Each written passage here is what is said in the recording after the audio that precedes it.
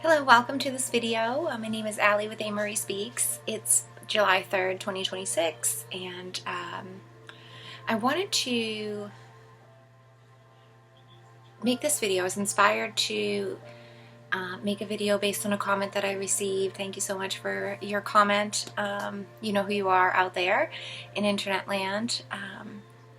Talking a bit about targeted individuals, talking a little bit about what that means and that kind of scenario in you know, the social scape out in the world. So the first thing that I'm going to do in this video here right now, I'm not really going to address that. I sort of replied directly back to the person in the comment, a clear kind of point. So, and I will come in a video and delineate a bit on that after the fact, but I think the first major thing that needs to even be spoken about, and I don't know if I really have, and I'm sure back in the day, a couple years ago when I was talking about the tricks and the traps of the negative agenda, and I did a whole series on this, probably 2022 maybe. So it's been a little while since I've kind of addressed systems and functions and scenarios like what people who feel they are targeted are going through. And so, yeah, first and foremost, what we have to really understand and get on the same page footing is about what is this world? What is the construct and the versions of reality that, you know, we think that we're a part of, we think we're interacting with, we think we know everything about this world, kind of. This day and age, you know, the accumulation of knowledge through a lot of the sort of fields of study, theologies, right, have kind of deemed to global population by this day and age that we sort of have answers to things and that we sort of have an understanding about how the world works. It's not real. It's not true. Sorry if that's like, you know, is a bubble bursting thing for you, or if you have really strict and strong stakes in the ground, like I like to say, or, you know, you've got a lot of chips in the game. It's across the board.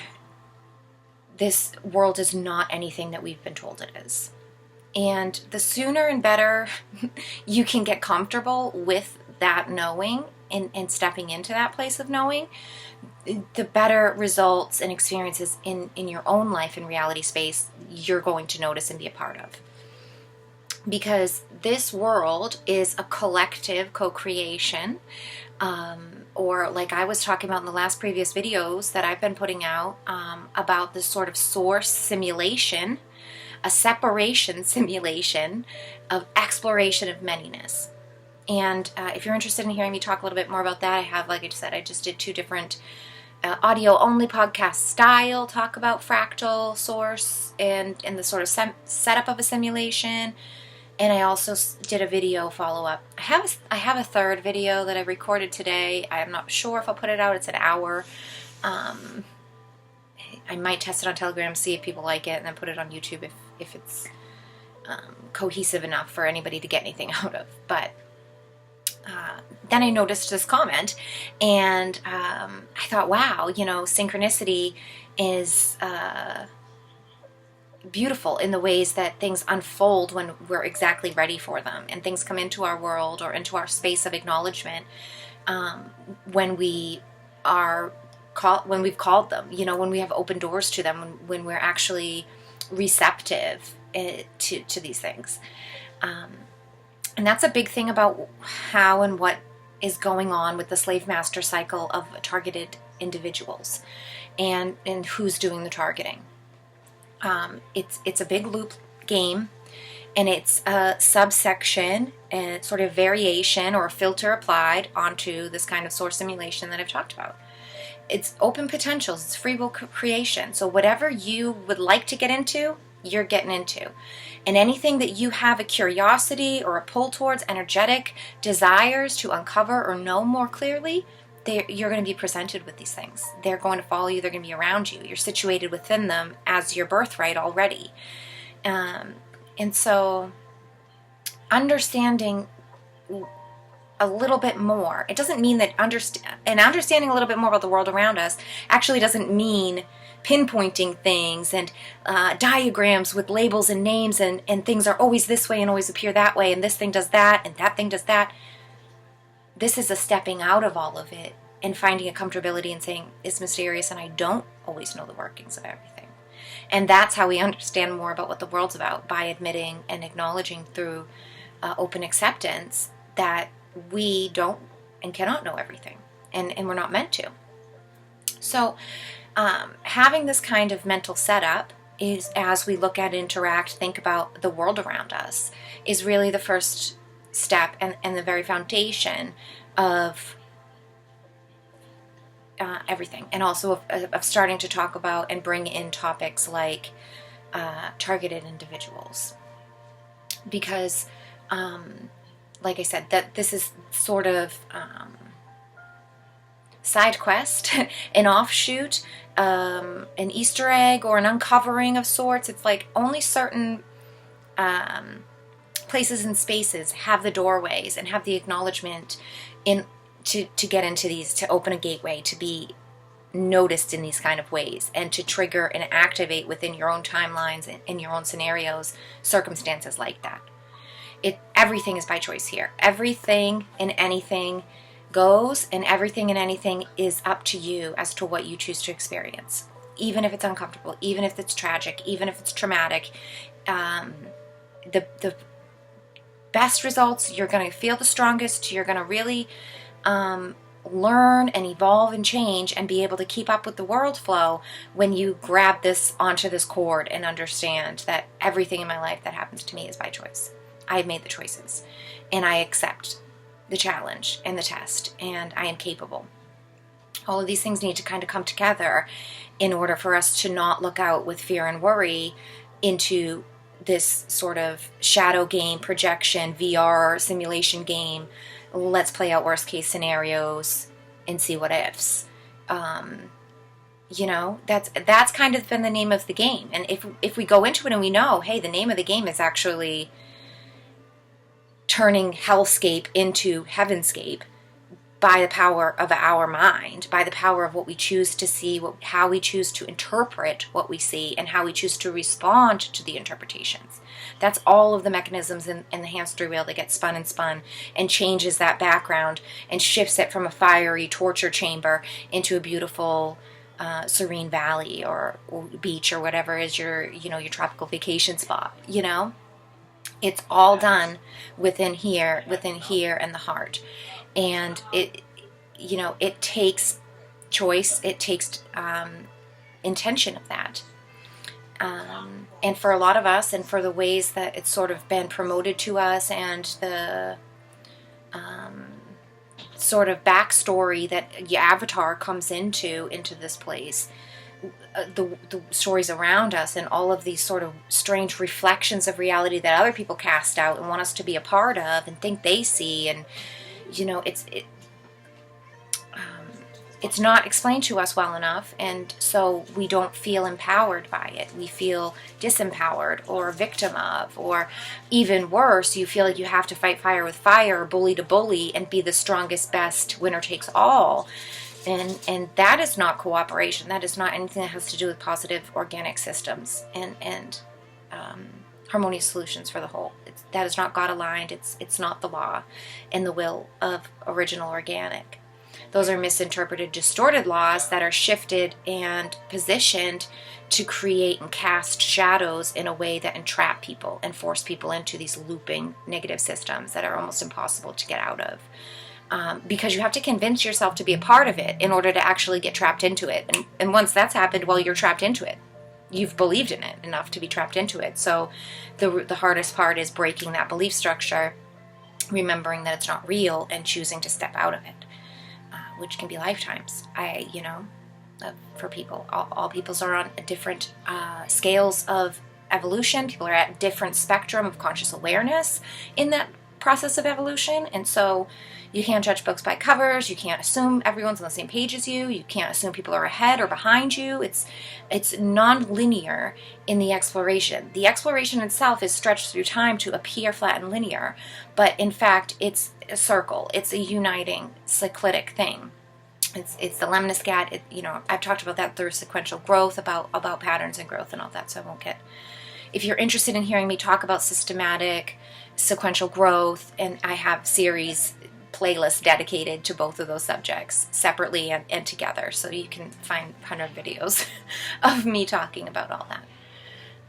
But for here and for now, understanding and taking the reins in our own hands and realizing that all that we have and all that we experience in this world is what we've asked for. And if, recognizing how the asking is happening, what seeking and intention internally is for you, really will help gauge and focus yourself on like what actually is appearing in your reality for you, and how you're seeing it, and how you're calling towards it or manifesting it. And again, we are sort of entangled beings. We are one species. We are one whole body, the human body of mankind. And so each of us individually is a bit of a cell within an organ, in an organ system, right? So we sit ourselves inside a family, inside a community, and we have all of these different groupings of different humans coming together as one to do certain work and different work over here.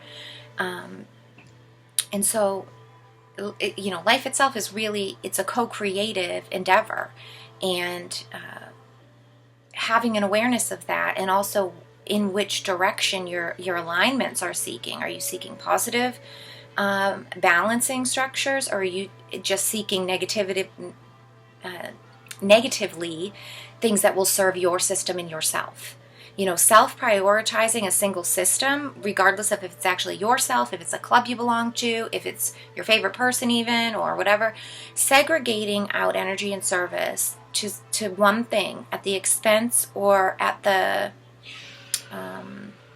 price of others, putting something up on a pedestal and serving it separately than others, it creates negative alignments. It's going to continue to call negatively and bolster up shadow, ego, evil callings, all of this kind of negativity that you maybe don't understand that you're drawing towards yourself, or that yourself is calling out for more of, because we get mind controlled and pushed into these negative alignments that then seem like law. They just seem like the way it is. It just is what it is. When in fact it's not, and it's always a choice. So understanding first, this reality space is choice-based. It's empowered by sovereign intention, and we have the choice of whether we want to seek to operate in a positive manner that incorporates the whole, that serves the great whole, sees each one of us as a great reflection of the great other and of Source, the infinite Father Creator, in all of us equally, and seeks to serve everyone in a harmonious solutions that is best for all. And there's equal proportional ratios of worth. Sovereignty is just a gold star. Everybody gets one. No one has a different size or more or less or different color. It's straight across the board. If you have eyeballs you look out of, if you feel like an internal individual, you're gifted with the gift of sovereignty. Welcome to the club. We all got the jacket. You wear your own. You cannot wear anybody else's. But you can take your sovereignty golden coat off in servitude, certainly, and hand it over to any negative system or any negative person that you want to. But no one touches your coat. No one has the capacity to take that sovereign coat from you, to color it, to rip it, to do anything to it. It's yours. The way everyone gets one. And you choose when you take it off. You cannot serve negatively. You cannot serve in an imbalanced manner with that coat on. Doesn't happen. Negative service will not allow you in the club if you've got the golden coat on. You've got to take it off. You have to wear the uniform. You have to subscribe to their club. You've got to have their club with their little badges on it. Their jacket, with their badges on it. It's not allowed. And just like it's basic sense. If you go to work at a job, say like you're a nurse, You don't get to just dress however you want when you're a nurse. You have to wear your scrubs. You've got to wear your uniform. You've got to have X, Y, and Z, a badge with you, and all these different things, protocols. Doesn't matter which field you work in or where you're at. There's a predefined little space for you as a variable to plug into and to conform to. You don't get to bring individuality to that. You need to conform to the role that you are hired or applied or whatever chosen for, right? It's negatively aligned, and sometimes things, there should be a balancing. And I've talked about this. I'm not going to get too crazy into systems. Like I already said, you can listen to me blab about this forever on other videos. But the issue is we don't have, we have this appearance of or an allowance of imbalance to take place in the world. And so we look out there, it's like negative systems everywhere. It's basically like what the world looks like. It's very hard to find, unless you look at nature, naturally occurring biospheres and ecosystems and things. Then we see positive systems everywhere. Then you see coexisting. Then you see symbiotic relationships and sharing. It's there. It's a possibility. It's always shown to us as how to do it. But humans tend to think we know the better way. We can update it. We can shift it. We can improve it by X, Y, and Z way. But generally, unfortunately, adaptions, tailor-fitting, improvements and updates and all these things, they usually have a segregated purpose to them. They're kind of like the carrot on a string, on a stick. It in itself is like a prized distraction. It in itself is like an illusion to get the person to interact in a certain way, to keep you walking on that thing. It's not like the prize isn't actually obtainable, which is how negative systems keep going. And the problem becomes, now what I'll just set the foundation for, and I'll come back on another video later and speak a bit about types of targeted individuals and types of encounters and things that can happen. And also I'll probably talk about why I don't think I'll ever face anything like that, what my protection from that kind of illusion really is, and how to beat shadow, illusions, and lies with truth, light, and love. It'll win every time. So I'll talk about that another time, but just to sort of close this one out and to say that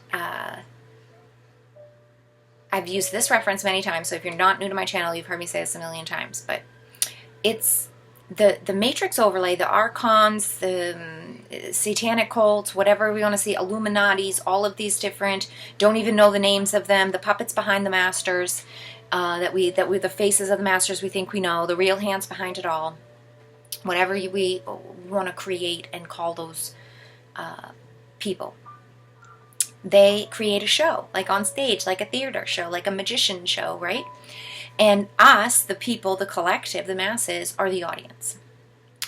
In the world that we're a part of right now, shadow world, negative alignments, we should not even want to be watching the show taking place. And I've talked about this a lot, about exiting the show and just walking right out of the audience. Or if you're not a good audience member, how the ushers or the security in the theater will come and scooch you out real quietly before anybody else notices, and you don't trigger and let anybody else around in the audience, the good audience members, start to know and hear your questions, or hear, oh, this doesn't look right, I see the strings, or this is BS. Why are we watching murder? I don't want to be scared anymore. It's a beautiful day outside. Let's go to the beach. Why are we pretending it's midnight on Halloween every day when it's beautiful outside?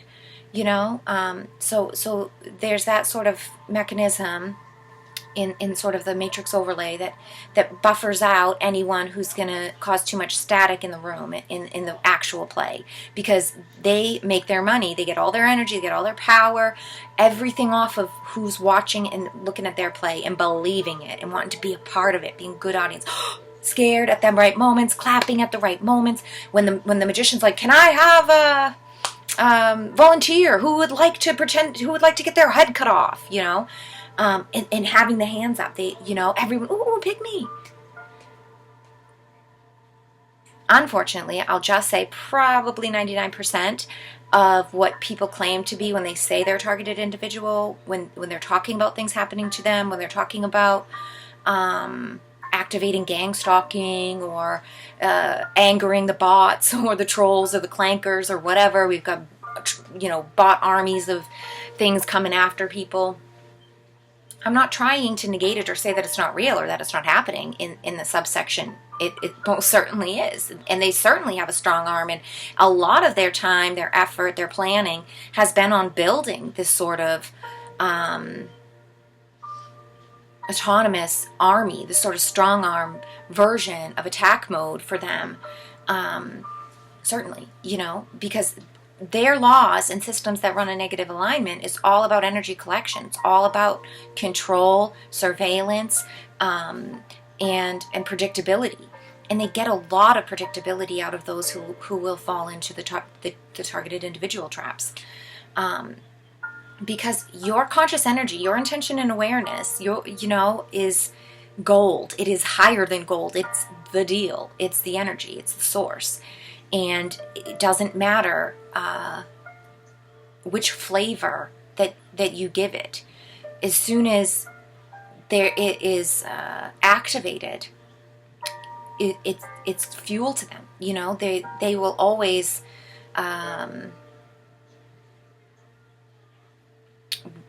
work to sort of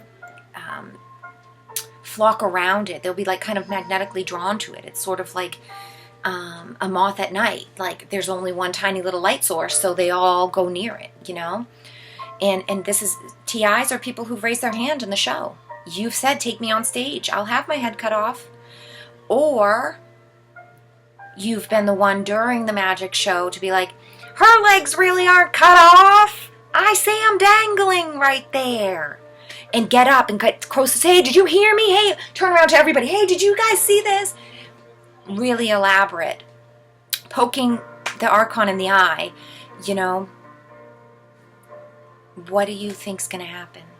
Honestly, you have to have already instilled strong belief. You have already put your energy, attention, your source consciousness light has already shined and enlivened in the whole magic show because you care enough to actually try to disrupt it. You have enough belief in it to believe that you need to break it. You need to be a part of it. You need to be the one to convince others to see what you see.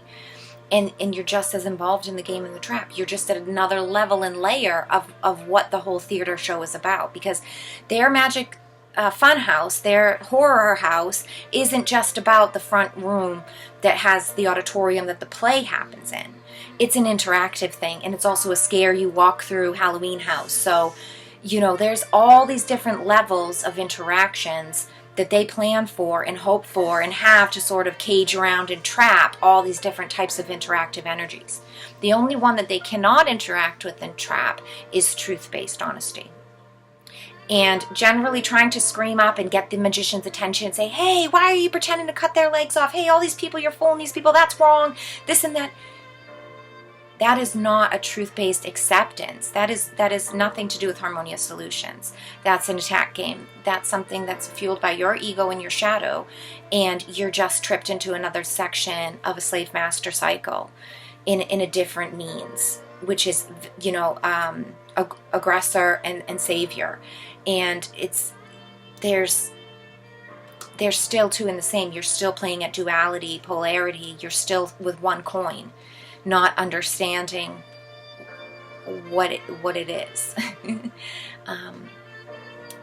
And as soon as you understand what it is, as soon as you regain conscious, sovereign right over your lens of reality, and you also, the other thing is, like, we need to understand, if you're not new here, I call it 3 lenses of reality, and there's these 3 different levels of ways of interacting with space here about in the world, and we have complete dominion, over the domain and the authority with the inner self, the inner world of your own self. You own that space. We have a direct world, which is what world that you look at and encounter. Any place you've literally ever been, any person you've ever seen, anything that you have directly encountered or has encountered your energy is part of your direct world. And we have a level of authoritative dominion, which is about response and accountability, and it's a reflected response that comes already from the inner world. So it passes through out of the inner world into direct world and operates there. These reality bubbles we are fully entangled in, and you need to decide whether you're creating freedom or slavery in all of these things, all of these reality bubble worlds that you interact with and you know and you believe in and are a part of. That's up to you to start creating solidity and validity in what type of world you choose to interact with and in what ways. And those create ripple effects out to all the other worlds that they touch, and they're a part of a direct world with. And we have this sort of levels of separation, like you have that 7 levels of separation kind of game, right? It's much like that. And distance and proximity create, you cannot see well. It doesn't ripple through as clear, and it loses electromagnetic kind of quality the further worlds away from your direct encounter. And then, so there's that direct world that's built, and that one's a bit kind of like multi-leveled. I kind of think of it like when you blow bubbles out of a bubble stick, and the bubbles don't get made correctly, but instead they bunch up all on top of each other. Like, that's what direct world kind of is to me. This external world, the third-party world, you have no level of authority and dominion within. We do not. The spirit layer of us, our spirit source, is fully integrated into this etheric netting, like matrices. It's an organic layer that creates sameness within all of us. And so we have this distinct type of connection and communication available to those layers. But those are respectfully tuned in a way that we need to consciously have to interact with them through spiritual connection and inner cultivation. Otherwise, we're kind of muted to that, and you're kind of like, you don't go into that. A great way of explaining this kind of function and understanding it is a bit like remote viewing. You can teach almost anybody to remote view. It's been a whole military field of study already, with plenty of white papers and stamped out expert approved .gov explanations for how and why we can teach people to do remote viewing. So it's not woo-woo, it's not spirit, it's not like crazy out there, made up kind of stuff. It's totally real. We're not meant to see the world from that space. We really aren't. Our design is to see through function of the eyes, and to see where we see right what we're allowed to see. But there's a function and a capability to be trained to where you can see higher. You can have a third-party view, as I call it. You can't stay there forever, and it's not meant to be forever. And if you access it and you understand it, there's laws and rules to that. But just to say that we have settings. We have original settings as operations of humans as to what we're meant to be encountering and what we're not, And it's kind of like, ain't nobody got time for that. It's like, yeah, those things, astral projecting, remote viewing, trying to do all this kind of like projections into future and create control mechanisms that you could benefit from later, from the knowledge or the information of scenarios that you can then take part in because you think you have a control mechanism on them. This is very dangerous cultivation of negative energies, and it's highly polarizing, it's highly volatile, but it's there. It's part of the potentialities of this kind of 99 play out that I've been talking about, right? But we're not really meant for it. Just like we're not really meant for it to be out in this third-party space. We're not really meant to do this. This is something spirit layer, spirit realm does, that we interact with on this seemingly unconscious level. But what I'm saying it's not unconscious. It has a different language, feel, and communication, sensory techniques kind of world that it flows through instead.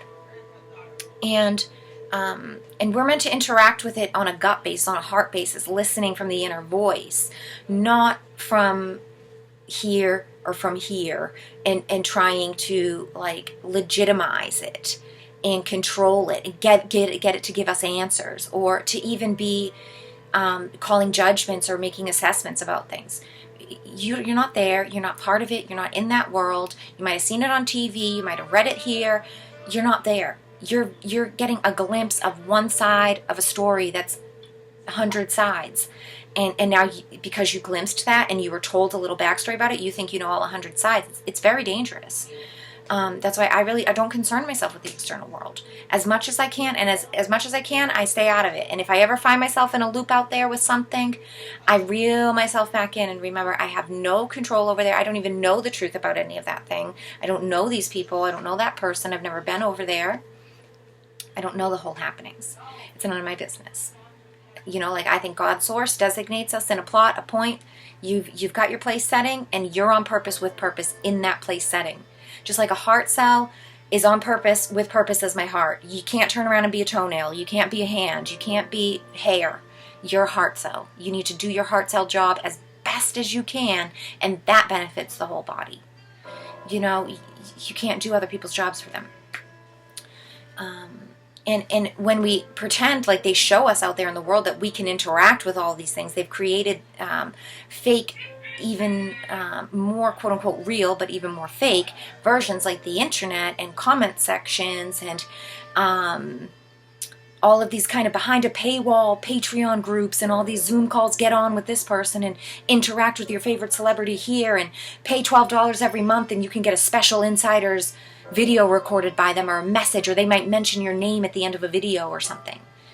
And it's like, these false senses of community and communication are really detrimental to the real ones in the direct world that we're actually supposed to be cultivating, growing and nurturing. And then they become not good enough. They're not cool enough. They're not what we want, we think that we want, because we have all these plastered images from the Matrix out there with all of their big movie billboards and flashy makeup faces and things, big cars and big money and vacation spots and travel and all this kind of stuff. It's like they trick you into thinking all of that's way better and bigger than what actually is your God-defined portion of reality to grow. And that's another reason why humanity has depleted so much, and why we really see this kind of like great disconnection happening. But also we have a sort of spiritual revivals happening in a lot of different places too, because people want to be connected. People are starting to realize what's been lost through, you know, misdirection and miscommunication of energies and technologies. But again, you know, it's all what we choose and how we choose to look at the world. And what you want to see, you'll see more of. You know, and that's another thing with this kind of, you know, this conspiracy-minded, outsiders, fringe type of perspective and feelings that people can get when you are that kind of person. And when you want to speak your mind, when you like truth, when you're trying to sort of rattle cages or feathers or whatever, wake people up. I used to call it a shake and wake. And I realized how actually improper that walk up, that encounter, and that action really is. You know, because it doesn't work that way actually. But I was half asleep myself when I was, you know, going through those stages. I was just waking up, and now I'm more clearly understanding, you know, about the long game and about the slow wake up, and how no one can do anybody else's work for them, you know, and actually how very beautiful that is, and how we can really actually help people even better when we take our hands off of it, when we stop trying to micromanage others and hover over them, and instead we just do the good work ourselves. You know, like porously, it comes through like osmosis into their world, and they pick up the things that they needed to help themselves bolster up their good service and their good work.